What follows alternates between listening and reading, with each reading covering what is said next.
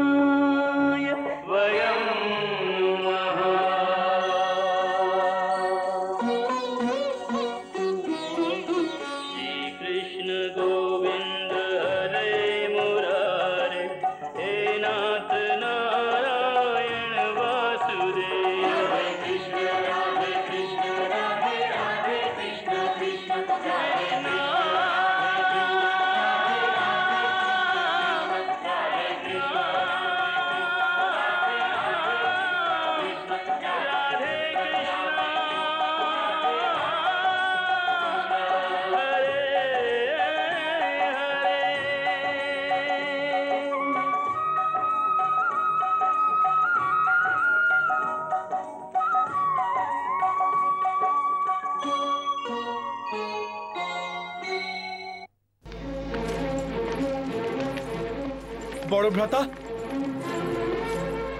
ভ্রাতাশ্রী, ভ্রাতাশ্রী, ভ্রাতাশ্রী, ভ্রাতাশ্রী, ভ্রাতাশ্রী, ভ্রাতাশ্রী। মহারাজ, আপনি আমাদের বড় ভাই হয়ে আমাদের সবাইকে ছেড়ে শত্রুদের দিকে কেন যাচ্ছেন? আরে যেই সেনাবাহিনীতে দুর্যোধন, কৃপাচার্য, দ্রোণাচার্য এবং ভীষ্ম পিতামহের মতো যোদ্ধা থাকেন, ওদের সাথে যুদ্ধ করার সাহস তো কোনো মূর্খই করবে। হ্যাঁ, এই যুধিষ্ঠির তো জুয়াও খেলতে জানে না, আর না যুদ্ধই করতে জানে। যুদ্ধের আগেই ভয় পেয়ে গেছে। ক্ষত্রিয়দের নামে কলঙ্ক এই যুধিষ্ঠির। হ্যাঁ মহারাজ, যুদ্ধ আরম্ভ হওয়ার সময় শত্রুদের আগে হাত জোড় করে এইভাবে যাওয়া উচিত হবে না। এতে পাণ্ডবের সেনাদের সাহস ভেঙে যাবে আর শত্রুদের সাহস বেড়ে যাবে।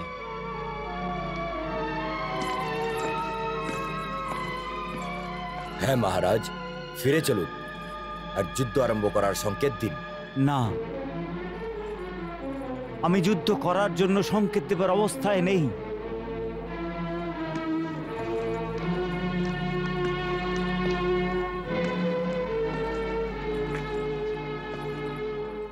আরে তোমরা সবাই মুখ ভার করে কেন দাঁড়িয়ে আছো? চিন্তা করো না, ধর্মরাজ যুধিষ্ঠির যুদ্ধের আগে নিজের ধর্ম পালন করতে গেছে। ধর্ম পালন করতে? হ্যাঁ, ধর্মরাজ নিজের পিতামা আর গুরু দ্রোণাচার্য এবং অন্যান্য পুরুষদের চরণ স্পর্শ না করে, ওনাদের আজ্ঞা না নিয়ে যুদ্ধ কি করে করতে পারেন?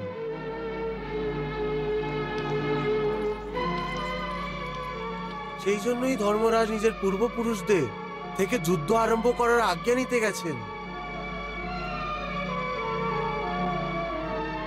যদি উনি এরকম না করতেন, তাহলে এই ধর্ম যুদ্ধের আরম্ভ অধর্ম দিয়ে হতো।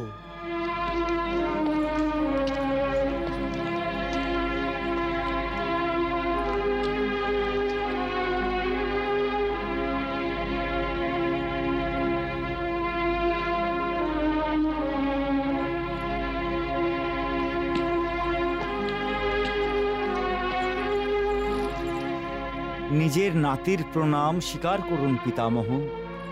কল্যাণ ভব।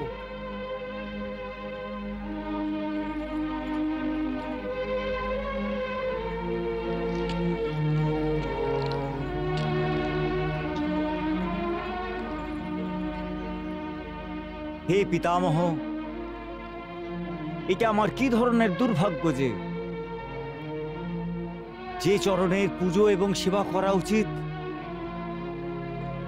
আপনার ওই চরণকে স্পর্শ করে আপনারই বিরুদ্ধে যুদ্ধ করার জন্য আজ্ঞা নিতে আমাকে আপনার কাছে আসতে হয়েছে। পিতামহ, পাণ্ডবদের যুদ্ধ করার অনুমতি এবং আপনার আশীর্বাদ দিন।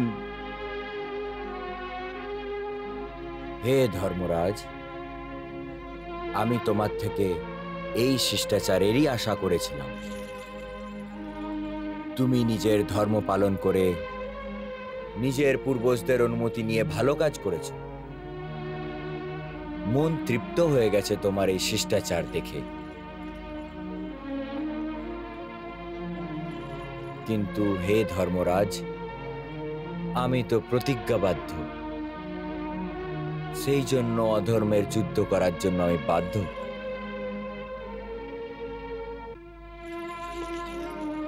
কিন্তু আমি তোমাকে আশীর্বাদ তথা আজ্ঞা দিচ্ছি যে এই যুদ্ধে পাণ্ডবেরাই বিজয় হোক।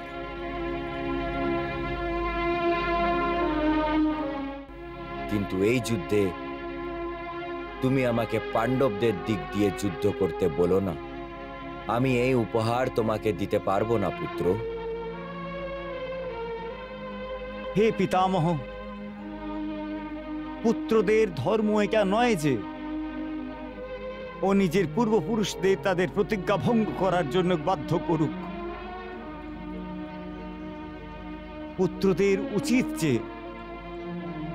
ও নিজের পূর্বপুরুষদের বচন এবং তার প্রতিজ্ঞার জন্য নিজের প্রাণও দিতে প্রস্তুত থাকে। কিন্তু আমার দুর্ভাগ্য যে আমি এসব করতে পারবো না। আপনি অবশ্যই কৌরবদের পক্ষে থাকুন, এটা আপনার ধর্ম। কিন্তু যতক্ষণ আপনি কৌরবদের পক্ষে থাকবেন, আমরা এই যুদ্ধ কখনো জিততে পারবো না, কারণ আপনি অজেয়।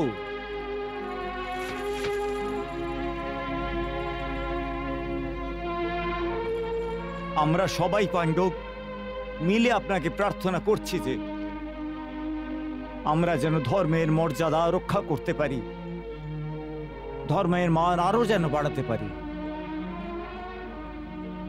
এই উদ্দেশ্যকে সম্মুখে রেখে দয়া করে বলুন পিতামহ যে আমাদের কি করা উচিত। একটি উপায় আছে, আমার হত্যা করে দাও। না পিতামহ, আপনি আমাদের শত্রু নন। যুদ্ধভূমিতে শত্রুর মধ্যে দাঁড়ানো থাকা প্রতিটি সৈনিক শত্রুই হয়, আর আমি তো শত্রু সৈনিকদের সেনাপতি। সেই জন্য আমি তোমাদের সবচেয়ে বড় শত্রু। তুমি কোনো দ্বিধাবোধ না করে আমাদের হত্যা করে দাও।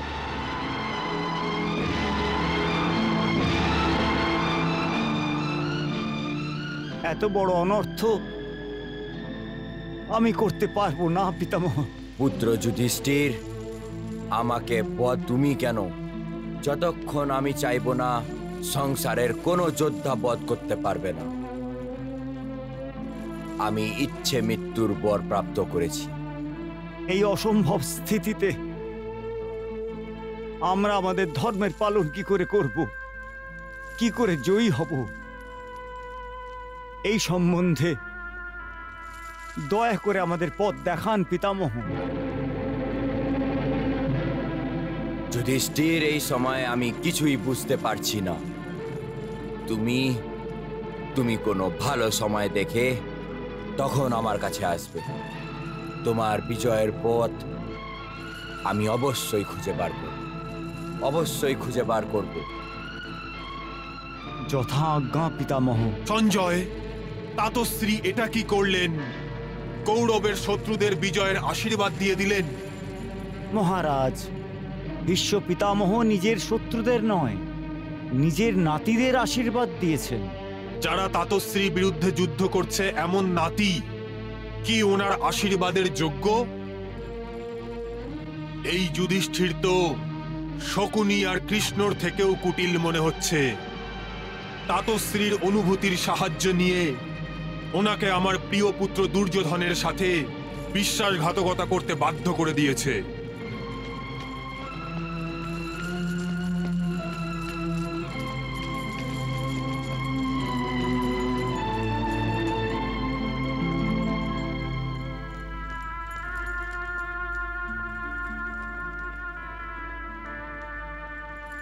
প্রণাম গুরুদেব। কল্যাণ হোক। গুরুদেব, আপনি তো জানেন আপনার এই শিষ্য আপনার আজ্ঞা ছাড়া একটি তীরও চালাতে পারবে না, আর আপনার আশীর্বাদ ছাড়া এই যুদ্ধে জয়ী হতে পারবে না। আমি জানি যুধিষ্ঠির, আজ যদি তুমি আজ্ঞা নিতে না আসতে তাহলে আমার মন বলতো যে তুমি হেরে যাও।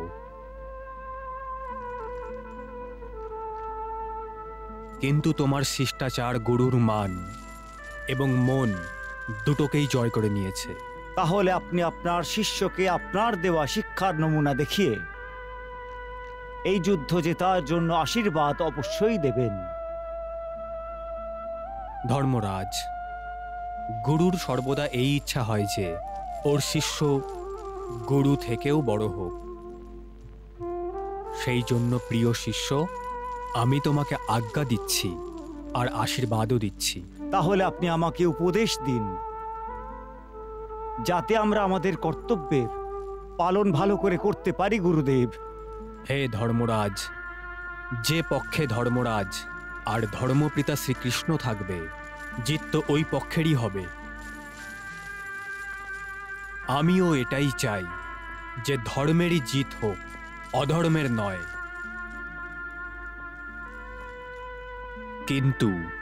কিন্তু কি গুরুদেব? কিন্তু যতক্ষণ আমার আত্মা আমার শরীর না ছাড়ে, তুমি যুদ্ধে জয়ী হতে পারবে না। সেই জন্য তোমার গুরুর কথা মনে রেখো। যুদ্ধে জয়ী হওয়ার জন্য তোমরা সব ভাই মিলে আমার হত্যা করে দিও। না গুরুদেব, এটা কি করে হতে পারে? এর থেকে তো ভালো যে আপনি আমাদের দিক থেকে। না ধর্মরাজ, আমি তোমার সৈন্যদের পক্ষ নিয়ে কৌরবদের বিরুদ্ধে যুদ্ধ করতে পারবো না। তুমি তো জানো ধর্মরাজ, মানুষ অর্থ তথা সম্পত্তির দাস হয়।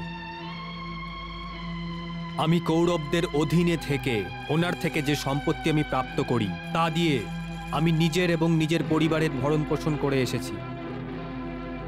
সেই জন্য যদি আমি কৌরবদের ছেড়ে দিই, তাহলে মনে করো আমি নিজের ধর্ম ছেড়ে দিয়েছি।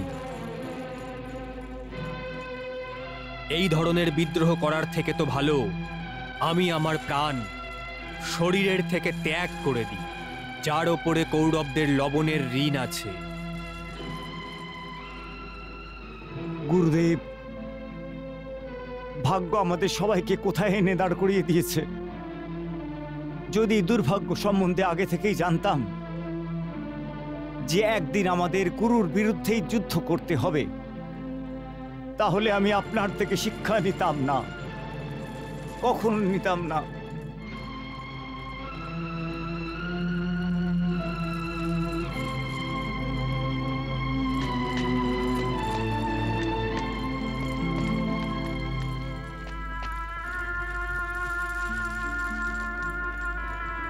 কল্যাণ বাস্তু।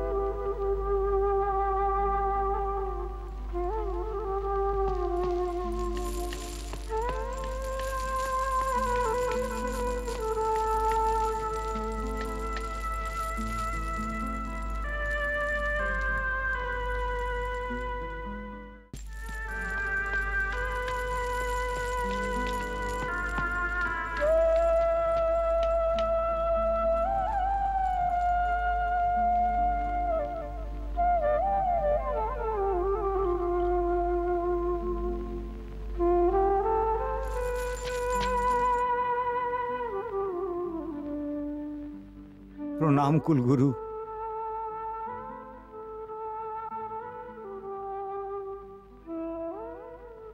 আয়ুষ্মান ভব।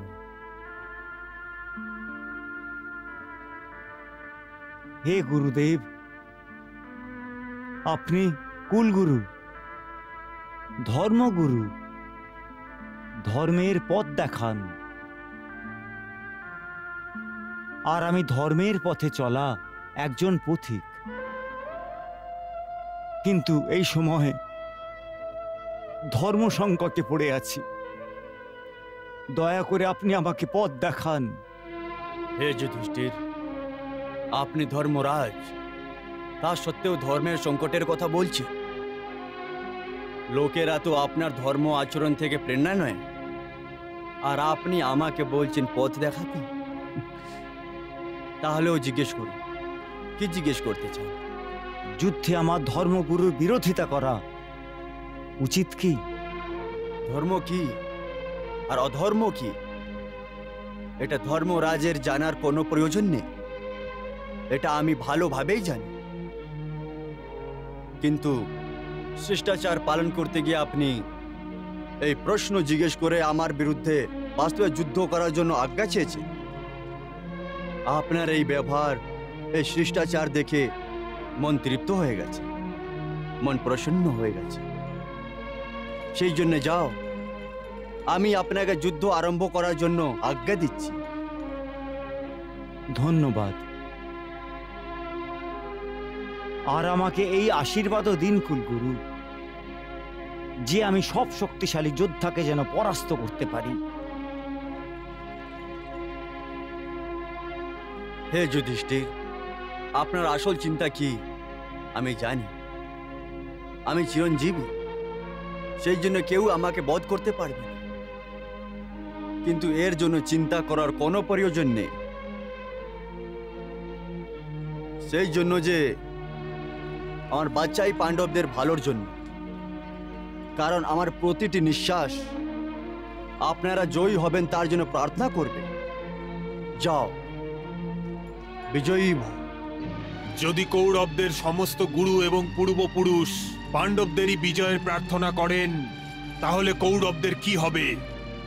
এই পিতামহ, এই দ্রোণাচার্য, এই কৃপাচার্য, এদের সবার শরীর অবশ্যই কৌরবদের সাথে আছে, কিন্তু মন পাণ্ডবদের সাথে আছে। সঞ্জয়, পাণ্ডবদের সাথে আছে। মহারাজ, এই মহাসংগ্রামের এই প্রতিকূল পরিস্থিতিতে ওপরে ওপরে দেখলে তো অদ্ভুত মনে হয়, কিন্তু গভীর নজর যারা রাখে তারা বুঝতে পারবে এই পরিস্থিতির পর্দার পেছনে ধর্ম, কর্তব্য, তত্ত্ব আর শিষ্টাচারের ওই রত্নও দেখতে পাওয়া যাবে, যাদের গ্রহণ করলে মানব চরিত্র তারায় ভরা আকাশের মতো আলোকিত হয়ে যায়। সঞ্জয়, তুমি আমার সামনে রত্ন আর তারাদের আলোর বর্ণনা করে আমি যে অন্ধ তার উপলব্ধি করাচ্ছ। ক্ষমা করুন মহারাজ, আমি এই দুঃসাহস কি করে করতে পারি? আমি তো শুধু একটি সত্যিকে বোঝাবার চেষ্টা করছিলাম। হে ধর্মরাজ, তোমার এই মামা শল্য মহারাজ অবশ্যই আছে, কিন্তু নিজের বচনের শিকলে বেঁধে গেছে। আমি দুর্যোধনকে চালকে না বুঝতে পেরে ওর রাজশ্রী আতিথ্যে ওর প্রসন্ন হয়ে ওর অনুরোধে ও যা চাইবে ওর বচন আমি দিয়ে দিয়েছিলাম, আর ও পাণ্ডবদের বিরুদ্ধে যুদ্ধ করার বচন আমার থেকে নিয়ে নিল। এবার আপনি বলুন ধর্মরাজ, আমি একজন ক্ষত্রিয় হয়ে নিজের বচন ভেঙে দিই, তাহলে জগের লোকেরা হাসবে না? না মামা বাবু, আপনার সম্মান আমাদের সম্মান। আপনি দ্বিধা না করে নিজের বচনের পালন করুন। কিন্তু জ্যেষ্ঠ আপনি, সেই জন্য আমাদের উপদেশও দিন, যাতে আমরা যুদ্ধে সাহায্য পাই আর যুদ্ধ জিতেও যাই। ধর্মরাজ, তুমি বলতে কি চাও? স্পষ্টভাবে বল। মামা বাবু, এই সংসারে শুধু দুজন সর্বশ্রেষ্ঠ সারথী আছেন। এর মধ্যে একজন শ্রীকৃষ্ণ, আর দ্বিতীয় হচ্ছেন আপনি। একজন আমাদের সাথে আছেন আর একজন কৌরব সৈন্যবাহিনীতে। এইভাবে ধনুর্ধর অর্জুন একজন অনেক বড় যোদ্ধা, যার যুদ্ধের কুশলতার উপরে যুদ্ধের পরিণাম নির্ভর করে। হ্যাঁ, এটা তো সত্যি। আর শ্রীকৃষ্ণ ওনার সারথি। এইভাবে পাণ্ডবদের কলরা ভারী মনে হচ্ছে।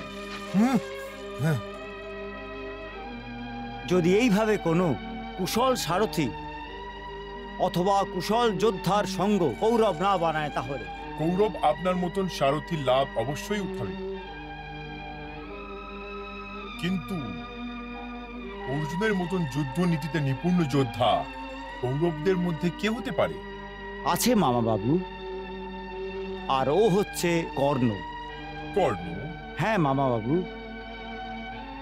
যদি কর্ণ এই যুদ্ধের ভার নিজের কাঁধে ওঠায়, তাহলে ও আপনাকেই নিজের সারথি বানাবে। কারণ কর্ণ ছাড়া আপনার মতো সারথির গুরুত্ব কৌরবদের মধ্যে কেউই জানে না। এরকম হওয়া সম্ভব হতে পারে, আর যদি এইরকম হয়, আর ওই পরিস্থিতিতে যখন আপনি কর্ণের সারথি হবেন, তখন ওকে কথায় উলঝিয়ে দিয়ে আপনি ওর ধ্যান ভঙ্গ করতে পারেন।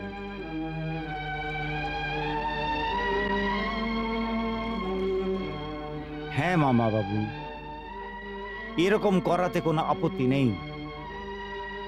কারণ এইভাবে আপনি কৌরবদের সাথে যুদ্ধ করে নিজের বচনের পালন করবেন, আর কর্ণের ধ্যান ভঙ্গ করে ধর্মের রক্ষা করবেন। ধর্মরাজ, তুমি ধর্মের সেবার এই অদ্ভুত মার্গ দেখিয়ে আমার মনের বোঝ হালকা করে দিয়েছ। যাও, যুদ্ধের আরম্ভ করো। ঈশ্বর তোমার সাথে আছে। এই ধর্মযুদ্ধে তুমিই জিতবে। প্রণাম মামা বাবু।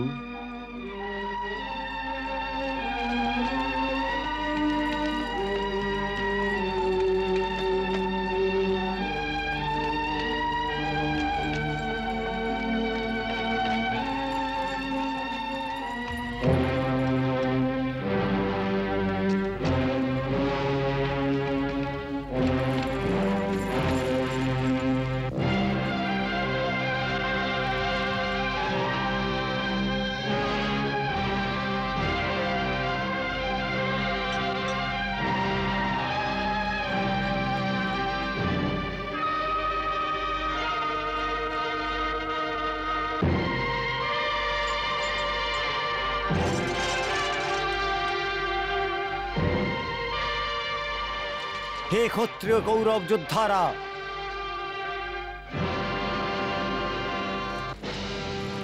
এই সময় আমি দুটি সৈন্যবাহিনীর মধ্যে দাঁড়িয়ে আছি। আমার পায়ের নিচে একটি রেখা আছে, যা ধর্ম থেকে অধর্মকে আলাদা করে দেয়। এই রেখার ওই পারে দুই দিকের সৈনিকরা এবং ওর প্রতীকী যোদ্ধা এই মনে করে যুদ্ধ করবে যে এই যুদ্ধ ধর্মের জন্য হচ্ছে। কিন্তু সত্যি এই যে দুদিকে সৈনিকরা ধর্মের পথে যুদ্ধ করতে পারে না। এর মধ্যে একজন ধর্মের পক্ষে আছে আর একজন অধর্মের পথে। কিন্তু আপনারা কৌরবদের মধ্যে যে এই কথা মানবে যে পাণ্ডবরা ধর্মের পথে আছে। যদি ওই যোদ্ধা ধর্মের সাহায্য নিতে চায়, তাহলে এই মুহূর্তে ও এই রেখা পার করে আমাদের পাণ্ডবদের সাথে যুদ্ধ করতে পারে।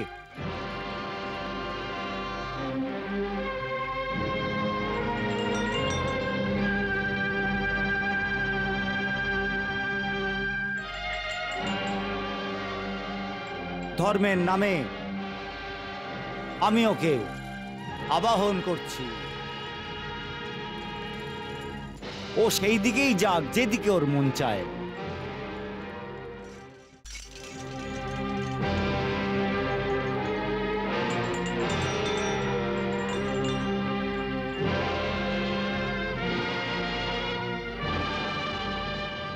ভ্রাতাশ্রী,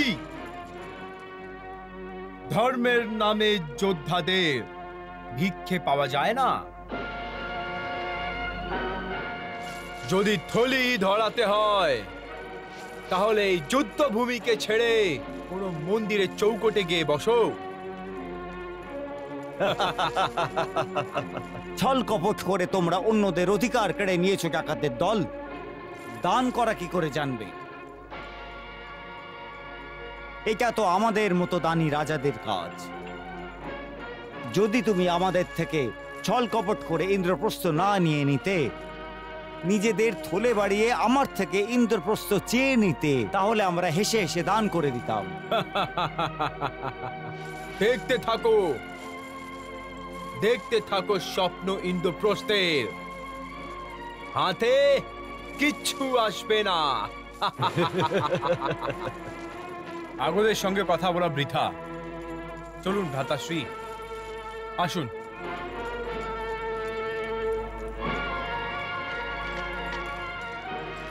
মা বাবু, নাও, এরা তো খালি হাতেই চলে যাচ্ছে।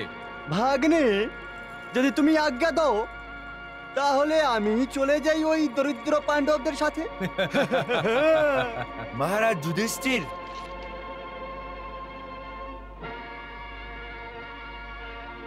ভ্রাতা, আমি আপনার কাছে আসছি।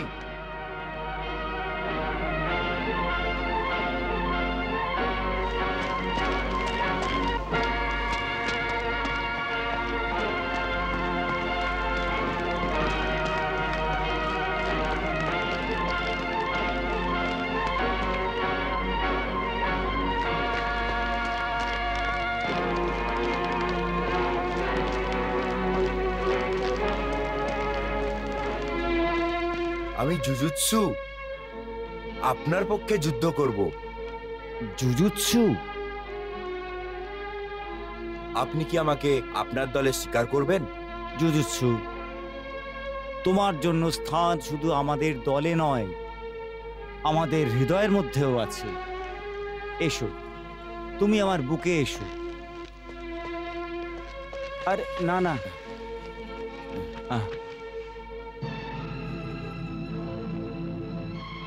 সৎ ভাই অবশ্যই সৎ ভাই বেরোলো। মামা বাবু, এ তো হাত থেকে বেরিয়ে গেল। আরে দাসীর পুত্র এক জায়গায় কি করে টিকে থাকতো? যদি ওর ধমনীতে বাবার রক্ত না হতো। কি বললে? আমার পুত্র হয়ে জুজুৎসু পাণ্ডবদের সাথে গিয়ে মিলে গিয়েছে? হ্যাঁ মহারাজ। অসম্ভব, অসম্ভব, অসম্ভব! আহ!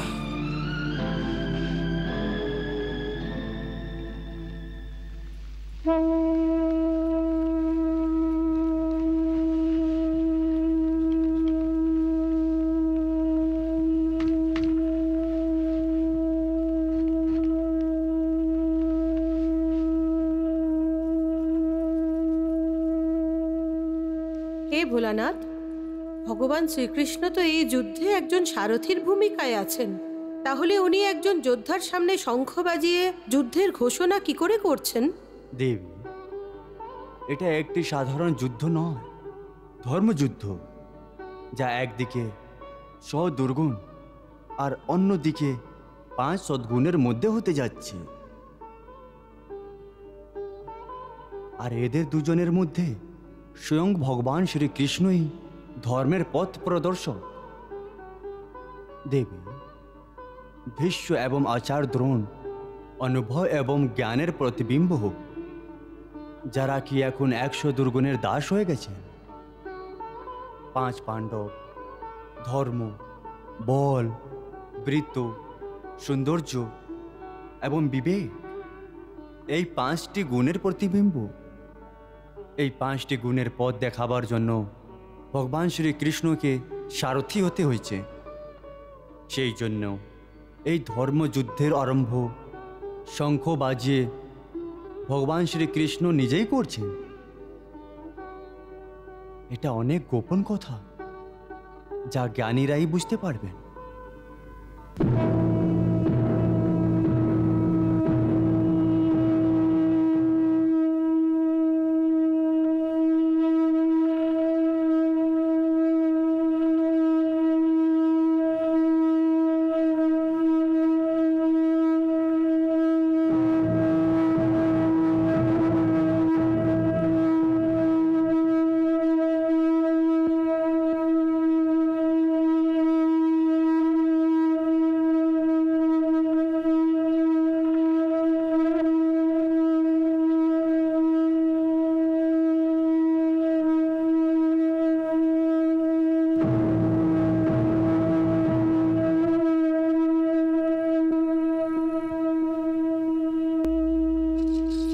মহারানী, যুদ্ধ আরম্ভ হতে যাচ্ছে। শঙ্খের ধ্বনি শুনতে পাচ্ছেন তো?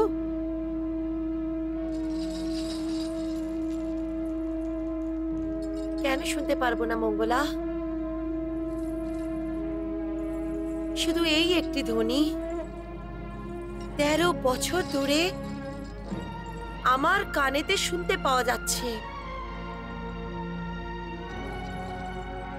13 বছর ধরে প্রতিটি রাত্রি আমার স্বপ্নে শঙ্খ বাজতে থেকেছে। প্রতি রাতে যুদ্ধের ঘোষণা হতে থাকে। প্রতিটি রাতে কৌরব আর পাণ্ডবদের মধ্যে মহাসংগ্রাম হয়। আর দুষ্টু দুঃশাসনের বুকেতে অর্জুনের তীর ক্ষতবিক্ষত করে দেয়। ওর অহংকার ভরা মাথাকেই ভীমের গদা টুকরো টুকরো করে দেয়। ওর নির্লজ্জ চোখ উখড়ে ফেলে দেওয়া হয়।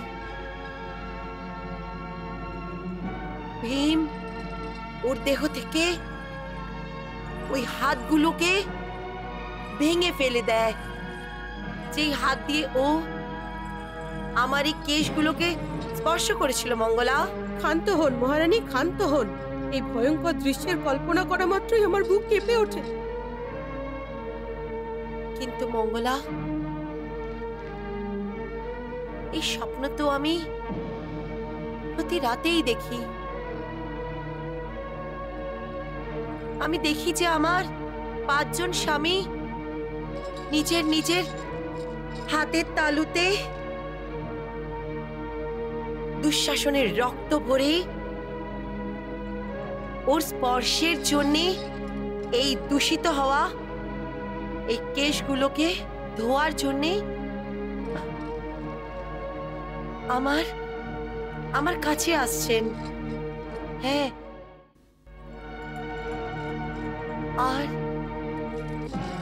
আর আনন্দ এবং আর ব্যাকুলতার জন্যে আমার নিদ্রা ভঙ্গ হয়ে যায়। আমার স্বপ্ন ভেঙে যায়, আর আমার মনও ভেঙে যায়। আমি হতাশ হয়ে তখন আকাশের দিকে তাকিয়ে থাকি। ওই সময় ভোরবেলার সময় হয়, আর আমার তখন সমস্ত আকাশ দুঃশাসন আর কৌরবের রক্ত দিয়ে লাল দেখতে মনে হয়, লাল। আর সূর্য ওঠার সময় ঈশ্বরের দিক থেকে আমাকে ভরসা দেয় যে একসময় ওই দিনও আসবে, যেদিন এই পৃথিবীও ওই আকাশের মতন দুঃশাসন এবং কৌরবের রক্ত দিয়ে লাল হয়ে যাবে, লাল। আর আজ ওই দিন এসে গেছে মঙ্গলা। হ্যাঁ, আজ ওই দিন এসে গেছে। এবার আমার স্বপ্ন সত্যি হয়ে যাবে, আর আমি দুঃশাসনের রক্ত দিয়ে আমার কেশগুলোকে ধোবো, আর আমার কেশ পবিত্র হয়ে যাবে। হ্যাঁ মঙ্গলা, আমার কেশ আবার করে আমার কেশ পবিত্র হয়ে যাবে।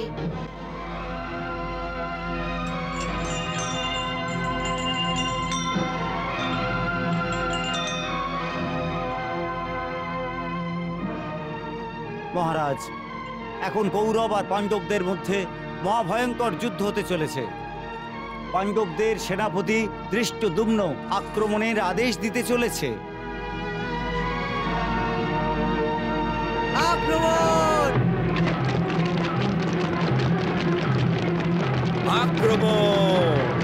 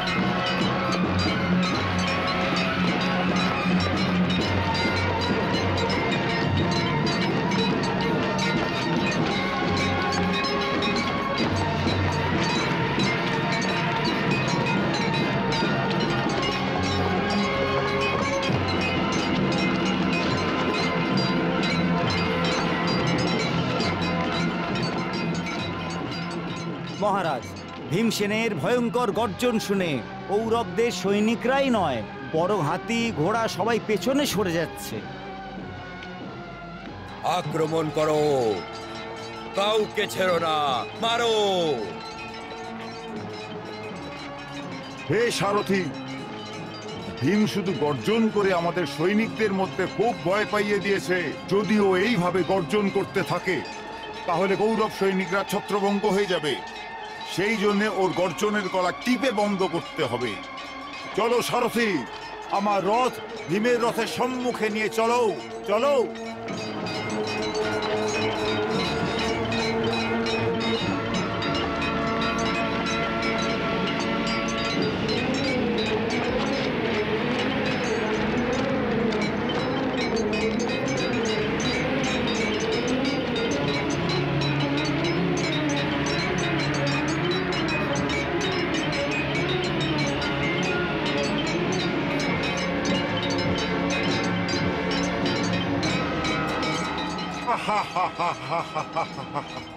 জয়দ্রথ!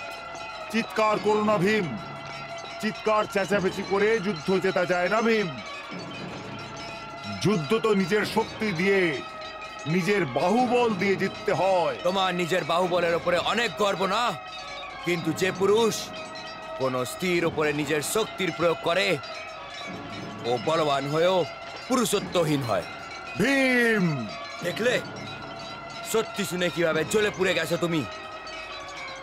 মনে আছে তো দ্রৌপদীকে কিভাবে জোর করে তুলে নিয়ে গেছিলে তুমি? আজকে আমি নিজের পত্নীর অপমানের প্রতিশোধ নেব। ভালো হয়েছে যে তুমি স্বয়ংই আমার সম্মুখে এসছো। আজকে তোমায় কেউ বাঁচাতে পারবে না, সাবধান। ভীম!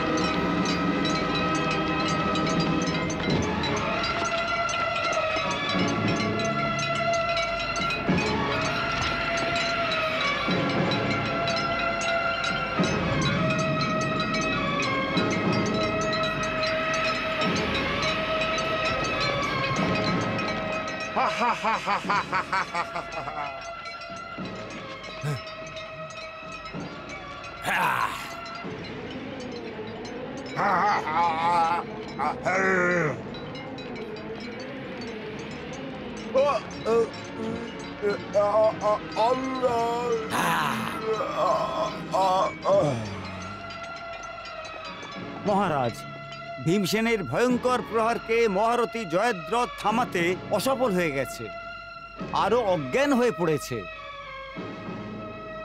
ওর সারথি তখনই রণভূমি থেকে রথ সরিয়ে নিয়েছে। ভীমের এই ভয়ঙ্কর রূপ দেখে যুবরাজ দুর্যোধন অস্থির হয়ে পড়েছে। হে গুরু কৃপাচার্য, ছোটবেলা থেকেই পাণ্ডবদের এবং সমস্ত কৌরবদের গুরু দ্রোণাচার্য ধনুর্বিদ্যার সাথে যুদ্ধের সম্পূর্ণ শিক্ষা দিয়েছে। তাহলে এই ভীম একাই কি করে কৌরবদের ধ্বংস করে যাচ্ছে? হে যুবরাজ, আপনার চিন্তার প্রধান কারণ কি? আমার চিন্তার কারণ ভীম আছে, ভীম।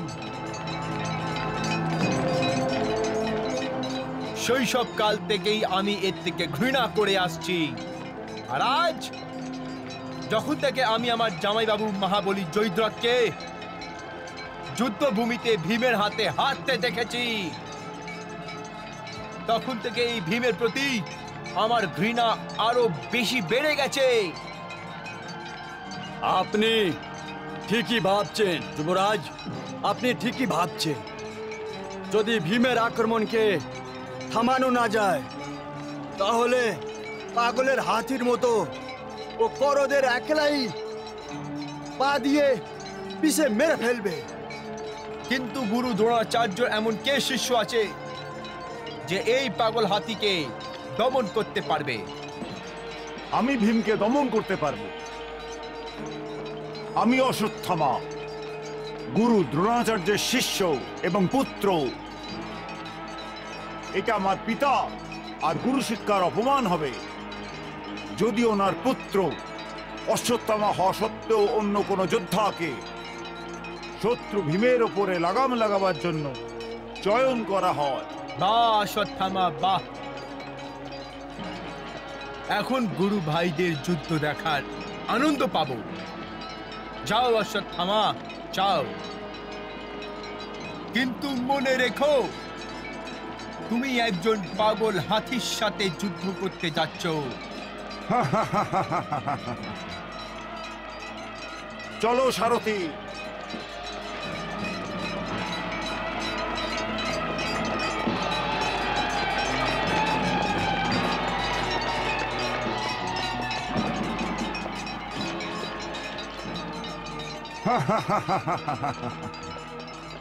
ও তুমি? চলো সারথি।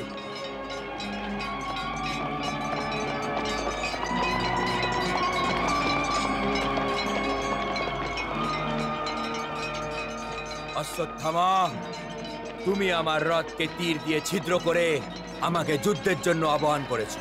হ্যাঁ ভীম, তুমিও একজন আমার পিতার শিষ্য আর আমিও। দেখি আমাদের দুজনের মধ্যে কোন শিষ্য নিজের গুরুর সম্মানে রক্ষা করবে। হে অশ্বত্থামা, তুমি আমার গুরু দ্রোণাচার্যের পুত্র আর আমার গুরু ভাই। সেই জন্য আমি চাইছি যে নিজের শস্ত্রকে তোমার চরণে রেখে তোমার সম্মান করি।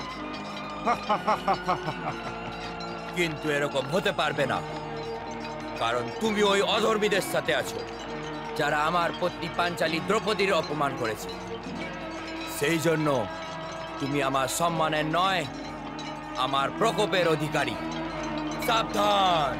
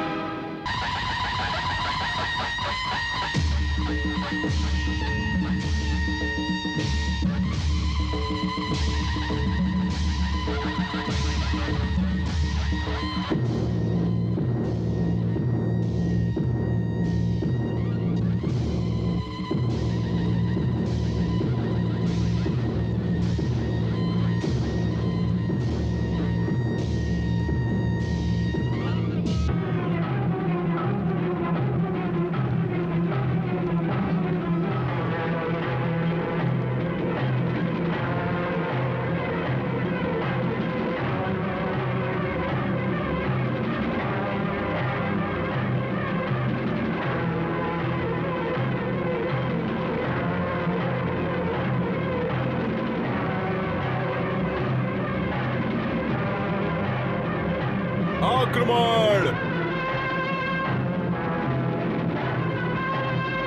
আক্রমণ!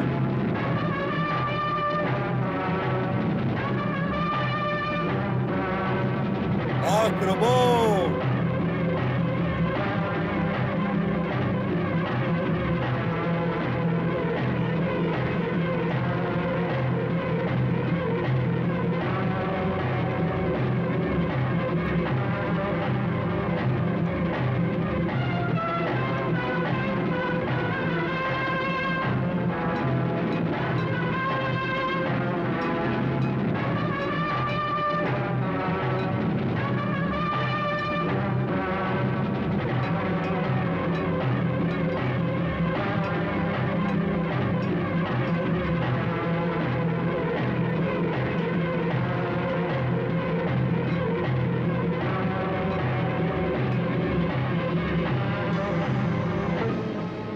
আক্রমণ করো, কাউকে ছেড়ো না, মারো।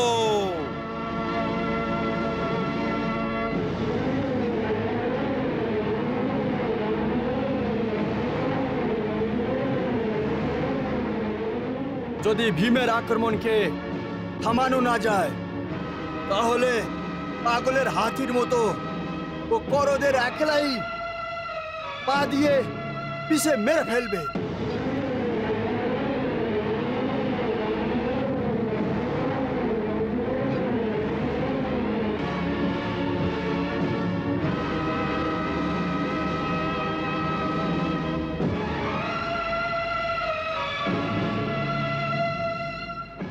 কিন্তু গুরু দ্রোণাচার্য এমন কে শিষ্য আছে যে এই পাগল হাতিকে দমন করতে পারবে? আমি ভীমকে দমন করতে পারবো। আমি অশ্বত্থামা, গুরু দ্রোণাচার্যের শিষ্য এবং পুত্র। এখন গুরু ভাইদের যুদ্ধ দেখার আনন্দ পাবো। যাও অশ্বত্থামা, যাও। চলো সারথি।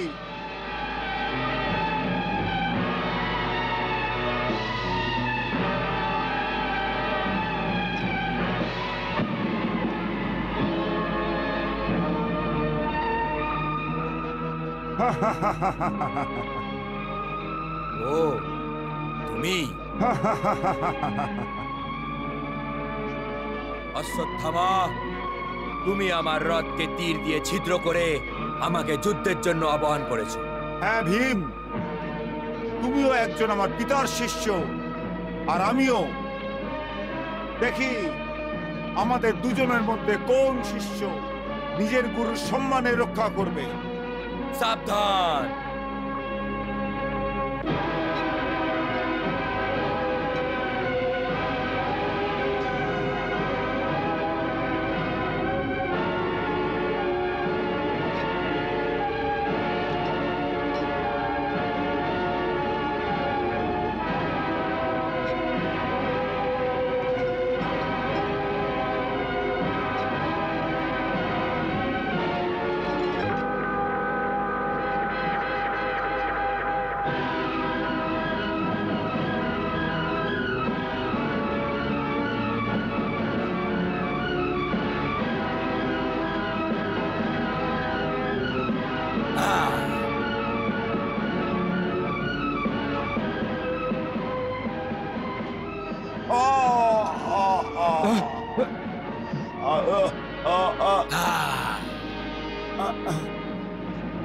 অশ্বত্থামা, অশ্বত্থামা, অশ্বত্থামা, অশ্বত্থামা, অশ্বত্থামা, অশ্বত্থামা। আমি আনন্দিত যে পিতার একজন শিষ্য যুদ্ধবিদ্যায় ওনার পুত্র থেকে বেশি দক্ষ।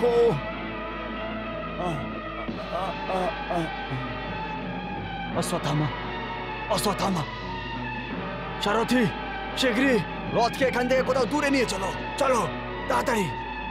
অশ্বত্থামা, অশ্বত্থামা। হে সঞ্জয়, ভীমের জয় জয়কার তোমার মুখে শুনে আমার মন অস্থির হয়ে যাচ্ছে। ভীম পাগল হাতির মতো কৌরবদের একাই পা দিয়ে পিষে মেরে ফেলছে।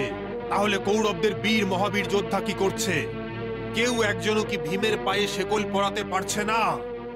হে মহারাজ, রণভূমিতে ভয়ঙ্কর যুদ্ধ হচ্ছে।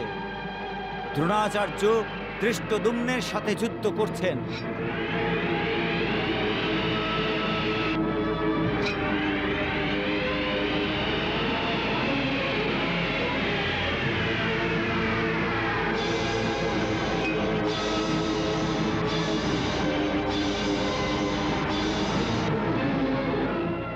যুধিষ্ঠির শৈল্যর সাথে যুদ্ধ করছেন।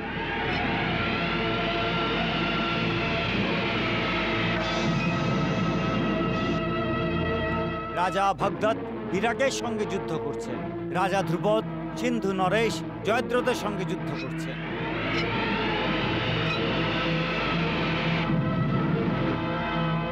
দ্রৌপদীর 5 জন পুত্র, সুভদ্রার পুত্র অভিমন্যু, উলুপির পুত্র ইরাবান, এরা সবাই কৌরবদের সঙ্গে যুদ্ধ করছে।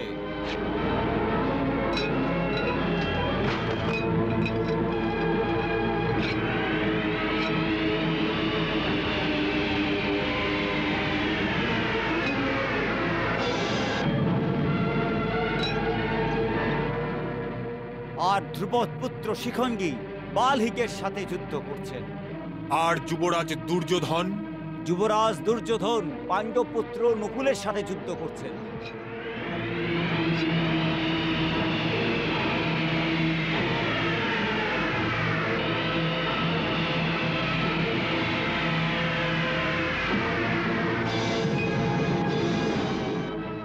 কৌরব সেনাপতি পিতামহ ভীষ্ম কি করছেন?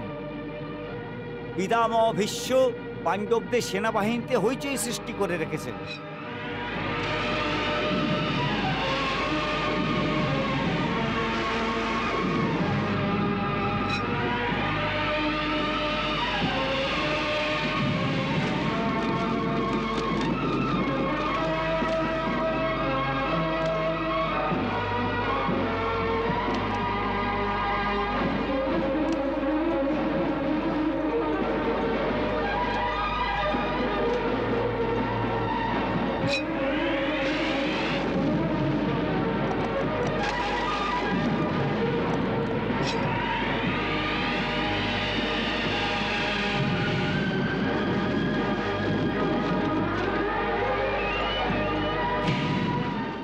আর পিতামহকে থামানোর জন্য পার্থসারথী বাসুদেব শ্রীকৃষ্ণ অর্জুনের রথ নিয়ে ওনার সম্মুখে এসে গেছেন।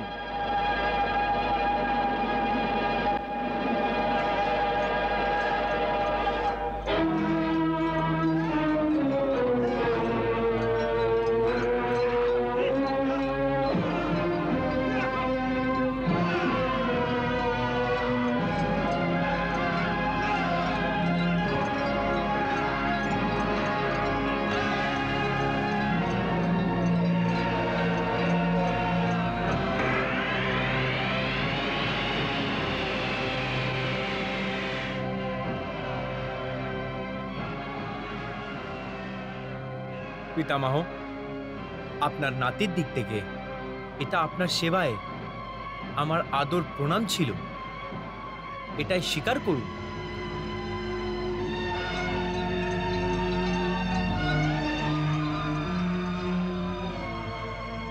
হে ধনঞ্জয়, আমি তোমার অদ্ভুত প্রণামকে স্বীকার করছি।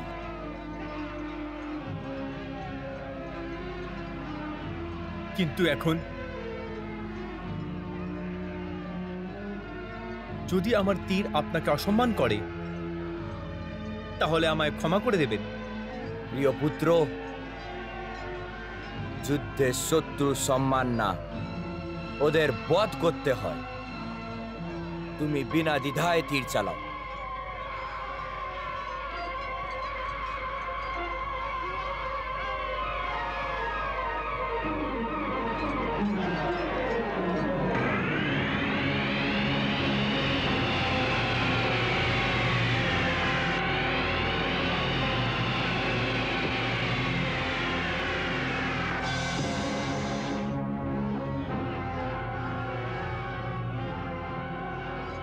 তুমি কেমন যোদ্ধা অর্জুন যে তুমি যুদ্ধের প্রথম পাঠও ভুলে গেছো। প্রথম প্রহার ভীষণ হওয়া উচিত। দেখো,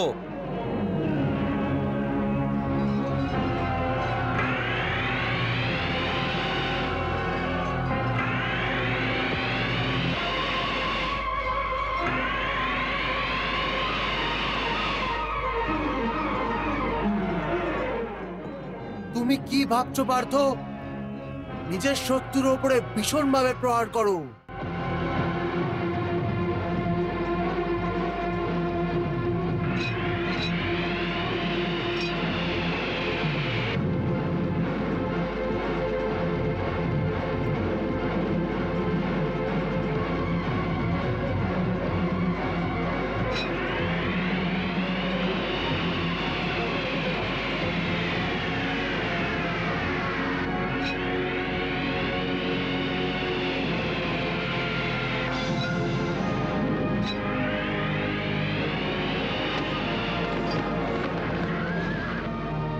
এটা কি হচ্ছে? সারথি, রথ ওখানে নিয়ে চলো।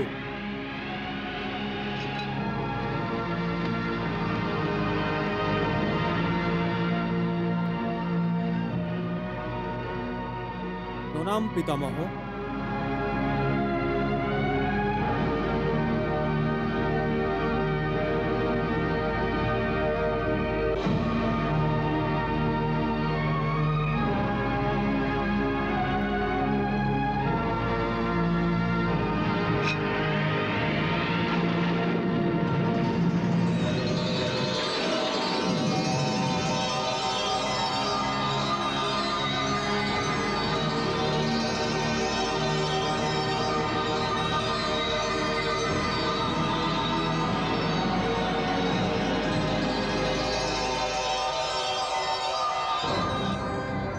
সাবধান পিতামহ,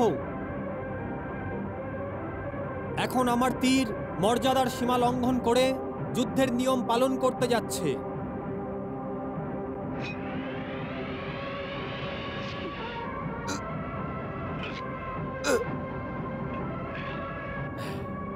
সাবাস সাবাস অভিমন্যু, তুমিও নিজের পিতা অর্জুনের মতন একজন বীর যোদ্ধা, আর ধনুক বিদ্যাতে প্রবীণ। কিন্তু সাবধান, এবার আমার পালা। এখন থামাও আমার প্রহারকে।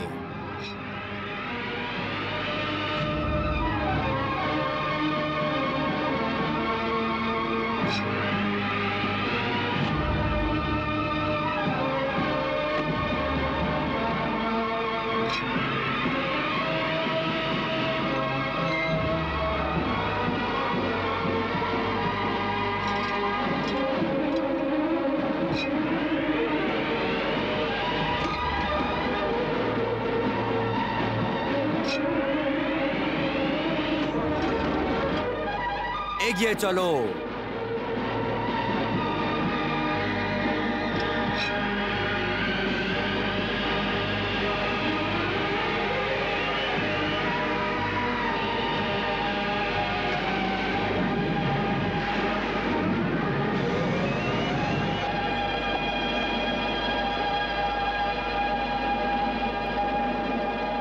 পিতামহ ভীষ্ম, পিতামহ ভীষ্ম, চিনতে পারছেন আমাকে? আমি দ্রুপদ পুত্র শিখণ্ডী। তোমাকে নিজের পরিচয় দেবার কি প্রয়োজন আছে শিখণ্ডিনী? কিন্তু তুমি যুদ্ধভূমিতে কি করছো? যাও, আমি নারীদের সাথে যুদ্ধ করি না। আমার নাম শিখণ্ডিনী নয়। আমি নারী রূপে জন্ম অবশ্যই নিয়েছিলাম, তখন আমার নাম শিখণ্ডী ছিল। কিন্তু এখন আমি পুরুষ হয়ে গেছি, আর আমার নাম এখন শিখণ্ডী, বীর শিখণ্ডী।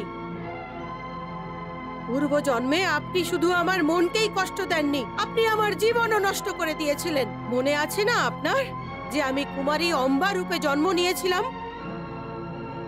আর আমার সেই জন্মের প্রতিশোধ নেবার জন্য আমি আবার এই রূপে জন্ম নিয়েছি, আর এইবার আপনাকে আমার সাথে যুদ্ধ করতে হবে। আমি শুধু পুরুষদের সাথে যুদ্ধ করি, কোনো দুর্বল স্ত্রীর ওপরে হাত উঠাই না। আমি বললাম তো, যাও এখান থেকে। আমাকে দুর্বল স্ত্রী ভেবে আপনি ভুল করছেন পিতামহ।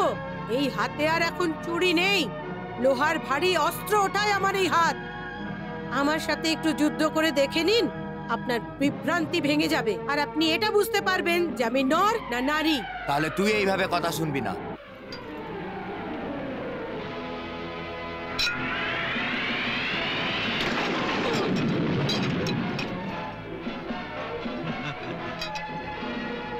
যাও পুত্রী, যাও, প্রথমে নিজের রথ ঠিক করিয়ে নাও, ওর পরে যুদ্ধ করার কথা ভেবো।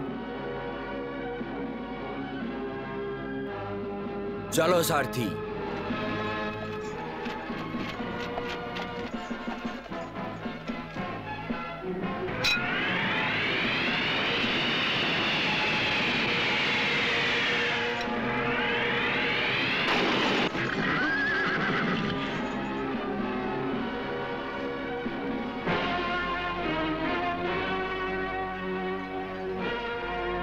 যুবরাজ উত্তর, আচ্ছা তো তুমি যে আমার তীররূপী ঝড়ের সম্মুখে পাহাড় মতো দাঁড়ানোর চেষ্টা করছো? আজ্ঞে হ্যাঁ, আমি বিরাট নরেশ পুত্র যুবরাজ উত্তর তোমার তীরের ধ্বংসাত্মক ঝাড়কে আটকাতে এসেছি আমি। অজ্ঞানী বালক, তুই কি একটুও জানিস না ঝড় নিচের সম্মুখে যত বড় বড় গাছ আসে আর চট্টানকেও একটা কাঠির মতন হাওয়াতে উড়িয়ে ফেলে দেয়। আমাকে খর ভাবার ভুল করো না মহারাজ শৈল।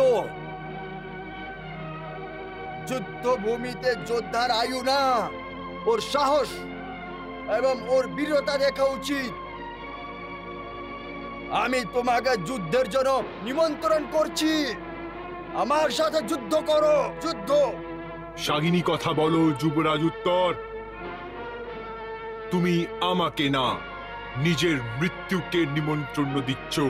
এর পরিণাম যুদ্ধের পরেই বেরোবে। ঠিক আছে, যখন তুমি নিজের জীবনের রেখা স্বয়ং নিজের হাতে কেটে দিয়েছ, তাহলে আমি কি করতে পারি? সাবধান।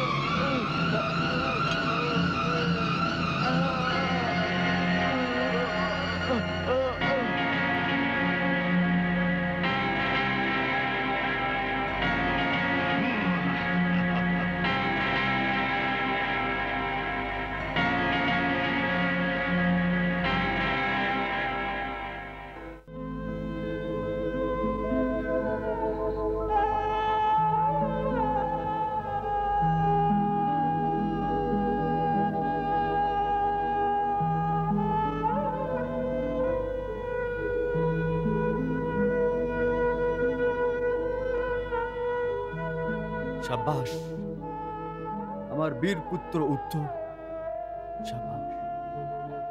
তুমি যুদ্ধভূমিতে নিজের প্রাণের আহুতি দিয়ে ক্ষত্রিয় ধর্মের পালন করেছ।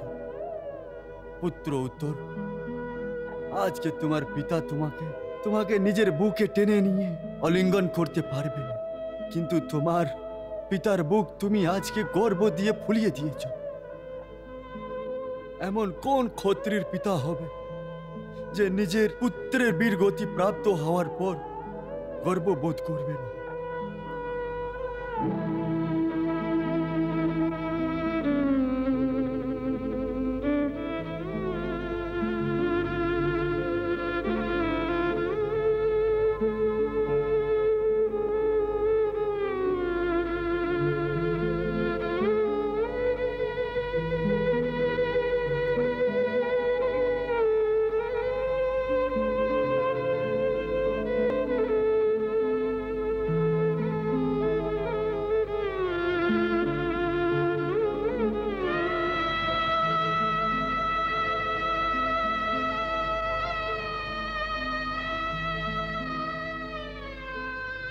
প্রণাম বিরাট নরেশ। প্রণাম। মহারাজ বিরাট, আপনার পুত্র যুবরাজ উত্তর যুদ্ধভূমিতে যেই বীরত্বের প্রদর্শন করেছে, ওই সব কিছুই আমাদেরকে শত্রুর বিরুদ্ধে নির্ভয় হয়ে যুদ্ধ করার জন্য নতুন সাহস দিয়েছে। আমরা এমন যোদ্ধাকে হারিয়ে ফেলেছি, আমরা দুঃখিত। কিন্তু আপনার দুঃখ আমাদের থেকে বেশি, কারণ আপনি উত্তরের পিতা।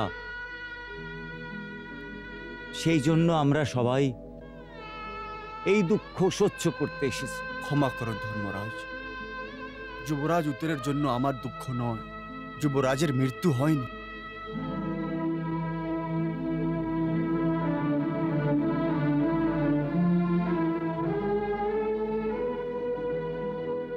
উত্তর একজন সত্যিকারের ক্ষত্রিয়ের মতন যুদ্ধভূমিতে নিজের প্রাণ আহুতি দিয়েছে। আমি গর্বিত যে আমার পুত্র বীরগতি প্রাপ্ত করেছে, আমার পুত্র অমর হয়ে গেছে।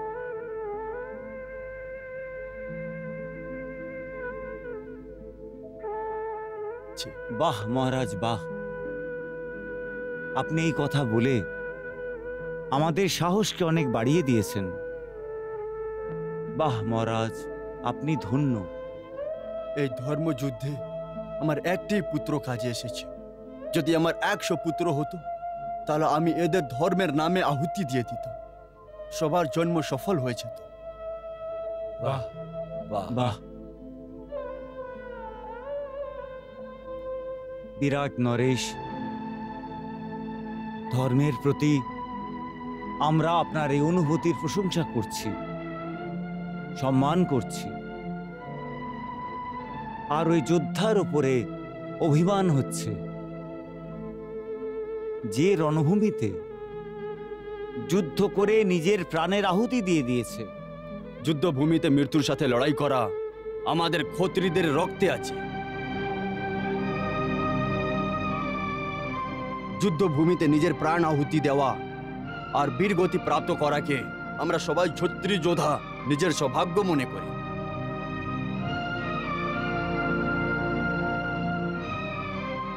কিন্তু আমাদের এই কথাও মনে রাখতে হবে যে আমাদের উদ্দেশ্য শুধু বীরগতি প্রাপ্ত করা না।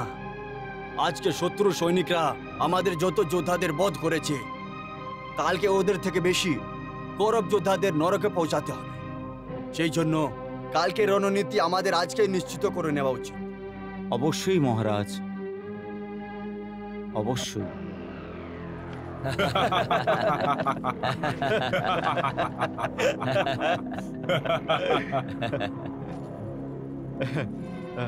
ভাগ্নে, আমরা তো প্রথম দিনই পাণ্ডবদের পরাজয়ের মুখ দেখিয়ে দিয়েছি।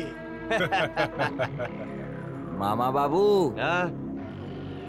যুদ্ধভূমিতে হতাশ পাণ্ডবদের দেখে এমন মনে হচ্ছিল যে যেন পাণ্ডবেরা বন থেকে ফিরে যুদ্ধ করাই ভুলে গেছে। কোন পাণ্ডবই নিয়মিত রূপে শস্ত্র তুলছিল না। এই কথাটা পাণ্ডব ভীমের সম্বন্ধে বলা উচিত নয় দুঃশাসন। আরে মামা বাবু, এখনো ও সিংহের মতো গর্জন করে। আমাদের সৈনিকরা ওকে দেখে ভয় একেবারে ঘামতে শুরু করে দেয়। জয়দ্রথ, শত্রুর প্রশংসা করে কেন মদিরার নেশায় কটু বাকের রস মেশাচ্ছ? ভীমের বীরত্বের কথা বলার পরিবর্তে পাণ্ডবদের কাপুরুষত্বের কথা বলুন, কাপুরুষত্বের কথা। মদিরার এই তিতো নিজের থেকেই মিষ্টির রসে বদলে যাবে। না দুঃশাসন, না। শত্রুকে কাপুরুষ এবং ভীতু মনে করা নিজের সাথে প্রতারণা করার মতো। আর প্রথম দিনের বিজয়ের জন্য এত প্রসন্ন হওয়া উচিত নয়। যদি আজকে আমি যুদ্ধে ভাগ নিতাম, তাহলে আমি এটা জানার চেষ্টা করতাম কেন পাণ্ডবদের এত সহজ পরাজয়ের কারণ কি হতে পারে? আমরা আজকের যুদ্ধে এই প্রমাণ দিয়েছি যে আমরা কৌরবী রণভূমিতে যুদ্ধ করতে এবং রাজগদ্যের শোভা শুধু আমরাই বাড়াবো, পাণ্ডব না। হ্যাঁ, আজকে পাণ্ডবদের হারের প্রধান কারণ আমরা কৌরবী আছি। ভাগ্নে, এই কথা পূর্ণ সত্যি না। মামা বাবু, আপনি কি বলতে চাইছেন? ভাগ্নে, এটা সত্যি না যে পাণ্ডবদের হারার কারণ আমরা কৌরবরা আছি। তাহলে কি কারণ আছে? মদিরার নেশায় মিথ্যে কথা বলা পাপ হয়। যদি তুমি সত্যি বলার আজ্ঞা দাও তাহলে বলবো। আপনিও অদ্ভুত কথা বলছেন মামা বাবু। আরে সত্যি বলার জন্য আজ্ঞার প্রয়োজন হয়। ও প্রথমবার সত্যি বলছেন ভ্রাতাশ্রী। যদি তুমি সত্যি শুনতে চাও না তাহলে বলবো না। না মামা বাবু, না, বলুন, আপনি বলুন কি কারণ? পাণ্ডবদের হারের আসল কারণ হচ্ছে পিতামহ। ও মা বাবু, এটা তো আমরাও জানি। ভাগ্নে, তুমি তো এটা জানো যে তোমার জয়ী হওয়ার কারণ ভীষ্ম পিতামহ, কিন্তু তুমি এটা জানো না যে পাণ্ডবদের হারের কারণও পিতামহ ভীষ্ম। মামা বাবু, আপনি নেশায় ভুলভাল কথা বলছেন। আমার মাথায় তো কিচ্ছুই ঢুকছে না। এর মধ্যে বোঝার কি আছে? সরল এবং সোজা কথা তো এই যে পাণ্ডব পিতামহ এবং নিজেদের গুরুদের আদরের কারণে মন প্রাণ দিয়ে যুদ্ধ করতে পারেনি। তা না হলে শুধু একজন অর্জুন একলাই অক্ষ কৌরবদের নষ্ট করে দিতে পারত। মামা বাবু, আপনি আমাদের সাহসের অপমান করছেন। মদ গিলুন, আরো মদ গিলুন, এত মদ গিলুন যে আপনার মুখ বন্ধ হয়ে যাক, আর তোমার এই উল্টো পাল্টা কথা আমাদের শুনতে না হয়। ক্ষমা যুবরাজ, ক্ষমা।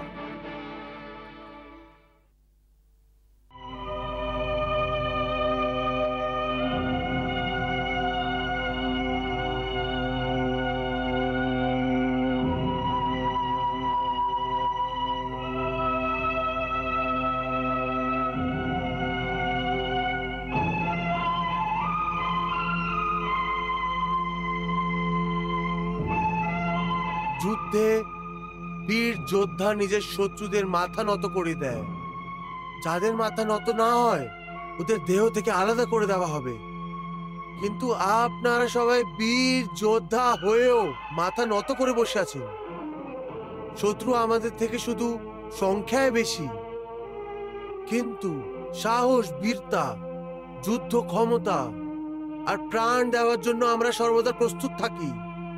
হ্যাঁ, আমাদের মধ্যে একটি কমই ছিল, দৃঢ় সংকল্পে। এই সম্বন্ধে আমাদের কৌরবদের থেকে শিক্ষা নেওয়া উচিত।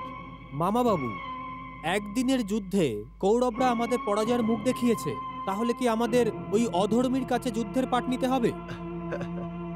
না অভিমন্যু, আমরা নিজেদের ভুলকে সংযোগ বলে শত্রুদের যুদ্ধ কুশলতার উপরে পর্দা ফেলতে পারবো না। এটা তো আপনারা সবাই জানেন যে আজকের যুদ্ধে ভীষ্ম পিতামহ এগিয়ে এগিয়ে আক্রমণ করেছে। এখন উনি প্রতিদিন আমাদের 10,000 সৈনিকদের বধ করার জন্য যে প্রতিজ্ঞা নিয়েছিল, ওর থেকে অনেক বেশি সৈনিকদের উনি হত্যা করেছেন। আপনি ঠিক বলেছেন দ্বারকাধীশ। আজকের যুদ্ধে শত্রু পক্ষ থেকে ভীষ্ম নিজের সাহস এবং পরাক্রম দিয়ে আমাদের রণনীতি এবং ব্যূহ রচনাকে ভীষণভাবে ধ্বংস করেছে। হে দ্বারকাধীশ, আজকের এই যুদ্ধে আমাদের দ্বারা বানানো বিউয়ের অসফলতার জন্য আমি দুঃখিত। পাণ্ডবদের সেনাপতি হওয়ার জন্য আজকের এই বিনাশের কারণ আমি নিজেকে মনে করি। না ধৃষ্টদ্যুম্ন, আজকের যুদ্ধে অসফলতার জন্য দায়ী তুমি নও। তুমি নিজের সেনাপতি হওয়ার দায়িত্বের পালন অনেক কুশলতার সঙ্গে করেছো। তাহলে আমাদের ব্যর্থতার কি কারণ হতে পারে বড় ভ্রাতা? আমি তো নিজের গদার প্রহরে কৌরবদের ভীষণভাবে শিক্ষা দিয়েছি। হে ভীম, শুধু তুমিই আছো যে আজকের যুদ্ধকে যুদ্ধ মনে করে লড়েছে।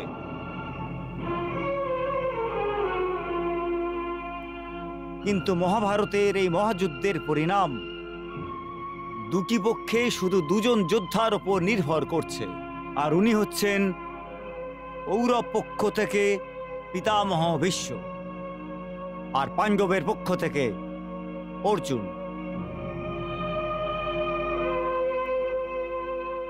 পিতামহের তো নিজের কর্তব্য ভালোভাবে মনে আছে, যার প্রদর্শন উনি আজকের যুদ্ধে করেছেন। কিন্তু আমাদের পক্ষের যোদ্ধা নিজের কর্তব্য ভুলে গেছে।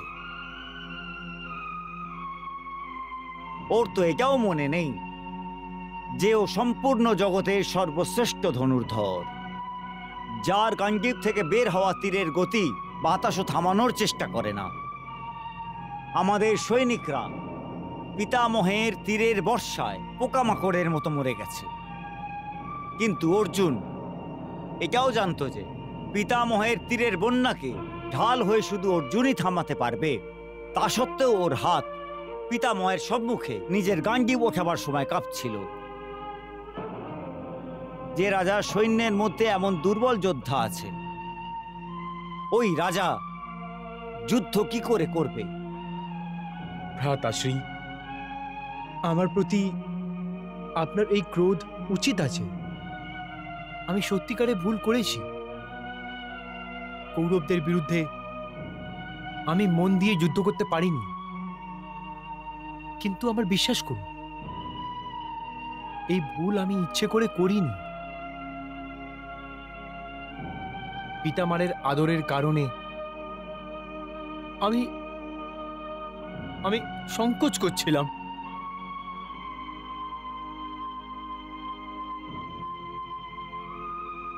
বড় ভ্রাতা, আজকে যুদ্ধে অর্জুন এবং অন্য যোদ্ধাদের বুজারা নিজেদের জ্যেষ্ঠদের আদরে ওনাদের বিরুদ্ধে উঠতে স্বীকার করেনি। কিন্তু আগামীকাল যুদ্ধভূমিতে যখন দুটোই সেনাই একের অপরের সম্মুখে হবে, তখন অবশ্যই অর্জুন নিজের গান্ডীব ওঠাবে। তখন অবশ্যই অর্জুন পিতামহের সম্মুখে লোহার দেওয়াল মতো দাঁড়িয়ে পড়বে।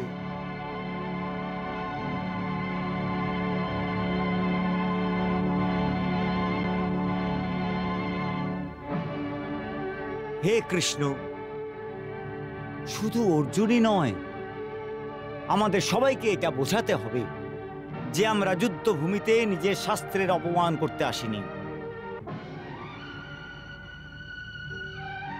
আজকের যুদ্ধের হারের প্রতিশোধ কাল আমাদের ওদের ওপর নিতে হবে। কালকে আমরা ওদের দেখিয়ে দেব যে আমরাও ক্ষত্রিয়। যুদ্ধ করা আমাদের রক্তে আছে। যতক্ষণ আমাদের শরীরে প্রাণ আছে, যতক্ষণ আমাদের ধমনীতে রক্তের প্রবাহ আছে, আমরা যুদ্ধ করব। আর এটা প্রমাণ করে দেব যে আমাদের জীবন তরবারির চমক আর রক্তের বর্ষায় অতিবাহিত হয়েছে। প্রতিজ্ঞা করুন যে আমরা সবাই কাল পিতামহ ভীষ্মের মারাত্মক প্রহারে ভীষণভাবে উত্তর দেব। আমরা সবাই প্রতিজ্ঞা করছি, আমরা সবাই প্রতিজ্ঞা করছি, আমরা সবাই প্রতিজ্ঞা করছি, আমরা সবাই প্রতিজ্ঞা করছি।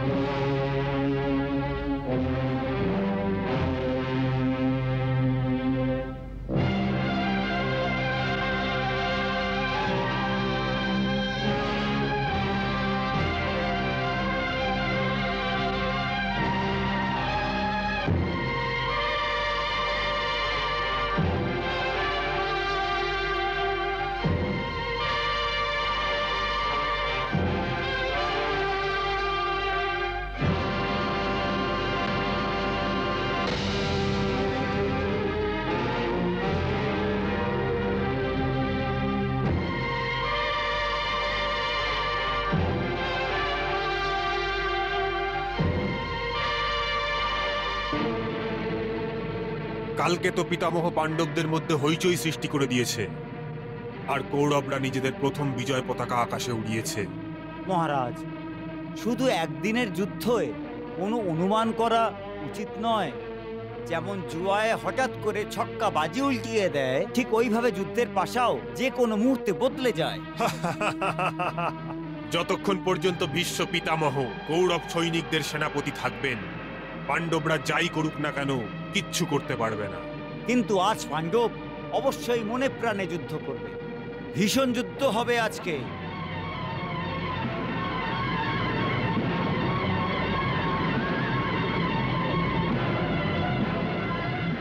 আক্রমণ!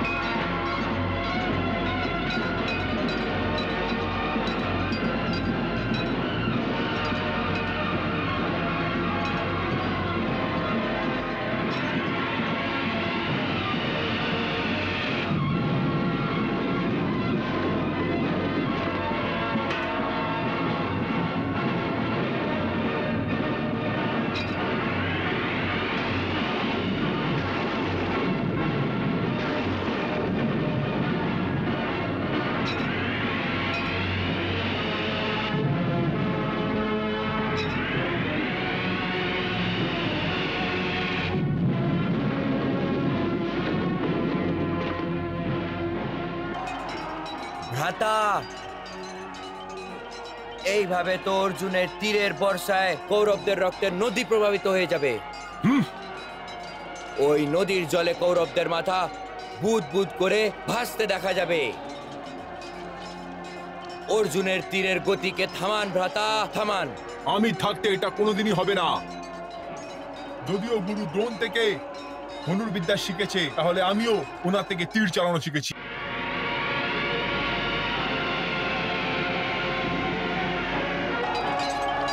হে অর্জুন, দাঁড়িয়ে যাও।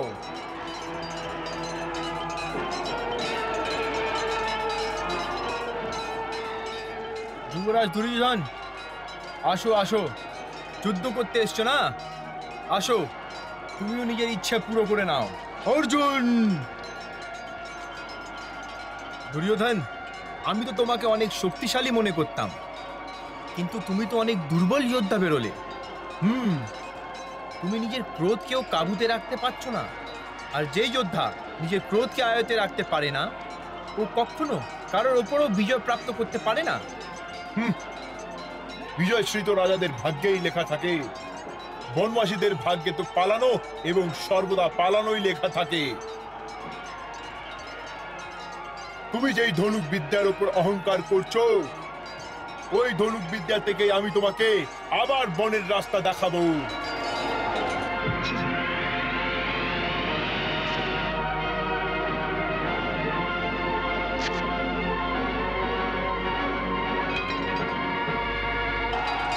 হে দুর্যোধন, আবাহন না করে তুমি পার্থ সারথীর উপর বাণ চালিয়েছো। তোমার মতন অধর্মের কাছে ধর্মর যুদ্ধে আশা করাই বেকার। কিন্তু আমি তোমাকে যুদ্ধের জন্য আবাহন দিচ্ছি। সাবধান!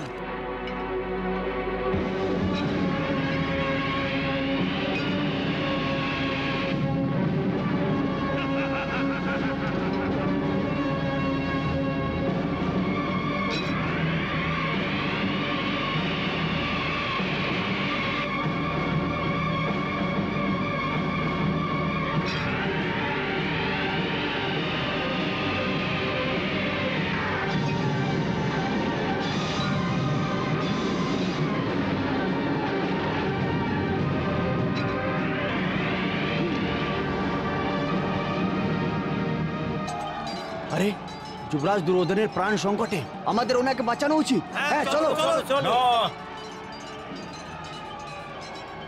আমাদের মাঝখানে কেউ আসবে না।